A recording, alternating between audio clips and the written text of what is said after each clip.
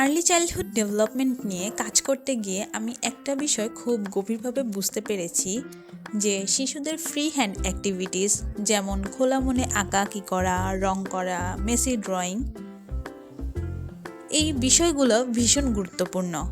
Unstructured play বা কোনো নির্দিষ্ট নিয়ম ছাড়া রং করা, আঁকা, এগুলো শিশুর কল্পনা শক্তিকে আর ক্রিয়েটিভ যে থিঙ্কিং সেটা বাড়াতেও সাহায্য করে।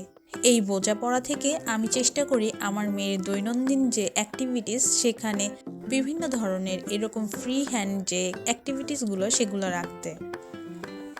আজকে আমি চেষ্টা করেছি ওকে 4টা শেপ এঁকে দেওয়ার, সার্কেল, স্কোয়ার, রেক্ট্যাঙ্গুলার। আমি ওকে এঁকে দিয়েছি শুধু রং আর কিছু না। ও পুরো কাগজটাকে মেসি করে ফেলেছে, রং দিয়ে ভরে ফেলেছে।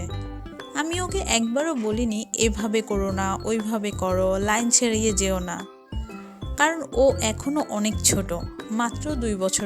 এই বয়সে আমার চাওয়া এইটা না যে ও নিখুঁত ছবি আঁকবে। আমার চাওয়া হলো ও নিজের মতো করে ভাবুক, ও নিজের মতো করে ডিসকভার করুক, ও নিজের মতো করে আঁকতে শিখুক, খেলতে শিখুক। আর্লি চাইল্ডহুড ডেভেলপমেন্টে এই বিষয়টা অনেক বেশি জরুরি। প্রসেস, পারফেক্ট রেজাল্ট না।